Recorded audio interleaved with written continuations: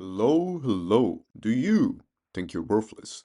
Do you spend 12 hours playing League of Legends in your mom's basement? It's like you're there and your mom's pregnant, but you're the dad! Well, if you're not, my friend, even then, you're not as worthless as this person.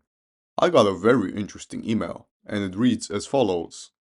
Hello, Mr. Never Else Your car insurance is due. Please read a document and renew it using the code. It was very informative. If I had a car, the closest thing to a car I have is an electric bike that can explode any day now.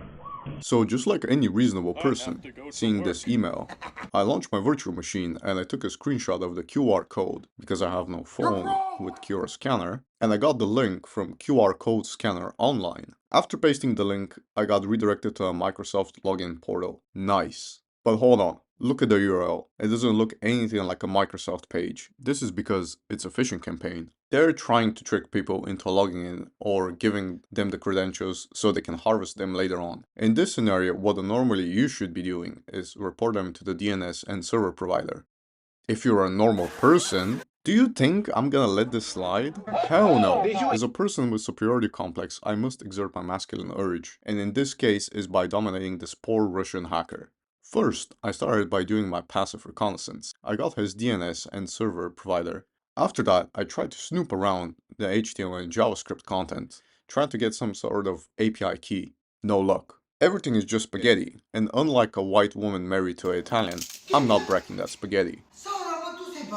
My big brain came up with an idea to spam them with fake credentials. After trying it, it seems like the Russians bears have put up a check for a valid email. After giving them a random valid email, it seems that they take any password from then on. Nice.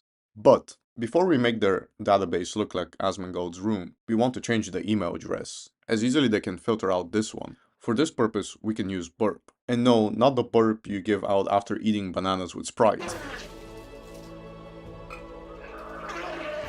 This program will allow us to stop our traffic before we send it out and modify it to our liking. After logging in with a valid email and putting our fake password, we can pause the traffic, just like my mom paused my intellectual growth after leaving me when I was 4 for character development. Thank you, Mom. This is the traffic we're about to send to the Russian database server. And before sending the email and password, we can send it to the repeater. And as you can tell by the name, we can repeat the traffic as much as we want. Again and again and again and again. Nice. We can now modify the email and password to anything we want. After spamming them with all kind of threats, I grew empathetic. You see, these people do this because they haven't learned enough in school. I will do what the educational system has failed to do. I will teach them the very important subject of art. By using ASCII art, I will teach these school dropouts the importance of art. While I was about to post one of my bigger art lessons, I've stumbled on an error from the server. After examining it, the error is a SQL error, meaning they could be SQL injectable. So we just blindly drop their whole database and continue posting more art because, as one famous person said, art is not what you see, but what you make other people see. Do you like what you see?